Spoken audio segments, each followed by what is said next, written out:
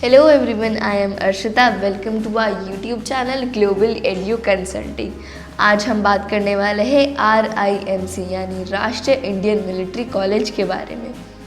अगर आपका सपना है कि आपके बच्चे आगे जाके फ़ौज का एक हिस्सा बन सके तो RMC एक बेस्ट ऑप्शन है आपके लिए। RMC बच्चों को एक ऐसा माहौल देता है जिससे आगे जाके वो फ़ौज के तौर तरीक़ों में आराम से ढल जाते हैं। RMC बच्चों को सोने के सिक्के की तरह ऐसा अनमोल बना देता है जिससे उनकी कीमत कभी कम नहीं होती। RMC उत्तराखंड के देहरादून में है और यहाँ का NDA में सिलेक्शन रेट बहुत ज़्यादा हाई है। RMC जाना जाता है अपने NDA के सिलेक्शन के लिए। यहाँ से निकलते ही बच्चे अपना SSB क्लियर करके NDA ज्वाइन कर लेते हैं। RMC का सक्सेस रेट बहुत ज़्यादा हाई है क्योंकि वो छोटी उम्र से ही बच्चों को इतना फिट बना देते हैं ताकि वो फ़ौज में जाके आसानी से अपने आप को ढाल सके। RMC के नियरली 80% से ज़्यादा स्टूडेंट का सिलेक्शन NDA में हो जाता है। RMC की एक ख़ास बात ये भी है कि वो साल में 2 बारी बोर्ड्स कंडक्ट कराते हैं।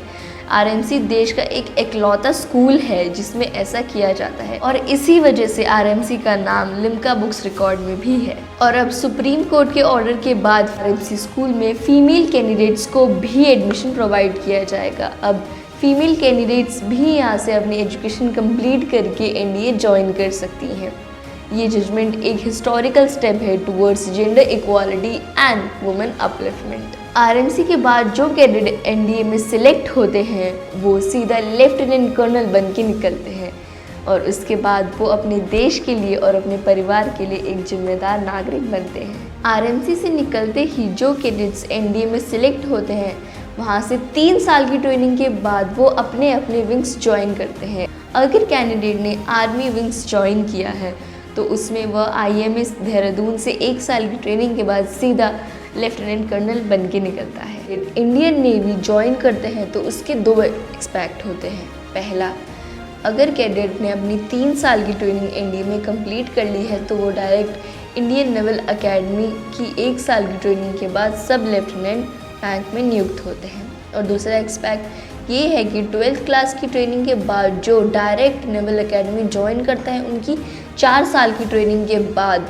वो सब लेफ्टिनेंट कर्नल नियुक्त होते हैं।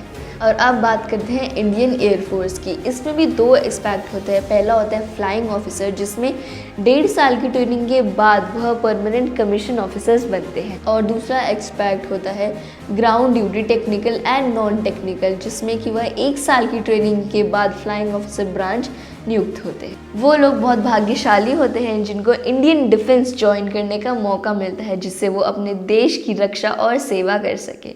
इसी के साथ हम अपनी वीडियो को एंड करते हैं। Thank you.